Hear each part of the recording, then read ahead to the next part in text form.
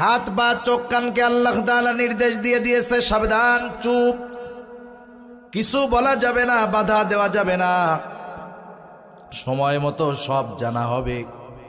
আল্লাহ তাআলা কোরআনুল কারীমের মধ্যে বলেন, আল ইয়াউমা নাখতিমু আলা আফওয়াহিহিম ওয়া তুকাল্লিমুনা আইদিহিম ওয়া তাশহাদু আরজুলুহুম বিমা কানু ইয়াকসিবুন।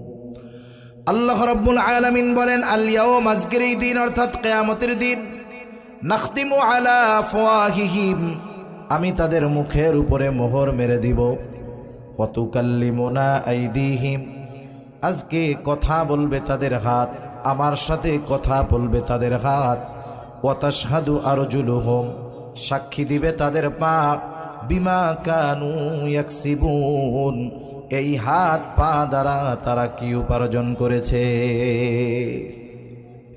সেজন্য ভাইরা আমার, এই হাত পা আল্লাহ তাআলার কাছে আমার আপনার ব্যাপারে কর্মের কথাগুলো আল্লাহ তাআলার কাছে জানায় দিবে। শুধু তা নয়, আল্লাহ তাআলা এক জায়গায় বলেন, শাহিদা আলাইহিম সামউহুম ওয়া আবসারুহুম ওয়া জুলুদুহুম বিমা কানু ইয়ামালুন। আল্লাহ রাব্বুল আলামিন বলেন, সাক্ষী দিবে তাদের কান, সাক্ষী দিবে তাদের চোখ, সাক্ষী দিবে তাদের চামড়া।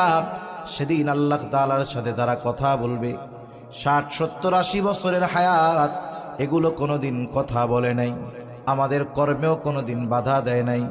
যখন ওই লোক দেখবে তার পা, হাত, চোখ, কান, জবান সব তার বিরুদ্ধে কথা বলে, লোকটা হতভম্ব হয়ে যাবে, হতবাক হয়ে যাবে।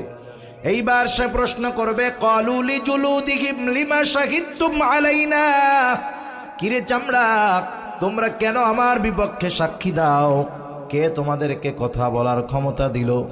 সেই দিন অঙ্গ প্রত্যঙ্গগুলো জবাব দিবে, ক্বালু আনতাকানাল্লাহ, আজকে আমাদের কথা বলার ক্ষমতা যিনি দিয়েছেন তিনি কে? এই বিশ্বাসগুলো যদি অন্তরে রাখা যায়, চিন্তা করা যায়, তাহলে গোনার থেকে বাঁচা সহজ হবে। হাত দিয়ে গোনা করার সময় চিন্তা করতে হবে, এই হাত আমার কর্মের কথা আল্লাহ তাআলার কাছে বলে দিবে।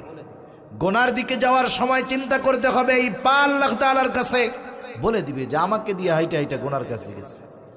চোখ বলে দিবে আমাকে দিয়ে গোনার এইগুলা দেখছে। কান বলবে যে আমাকে দিয়ে গোনার এই কথাগুলো শ্রবণ করেছে। জবান বলবে আল্লাহ আমাকে দ্বারা সে এই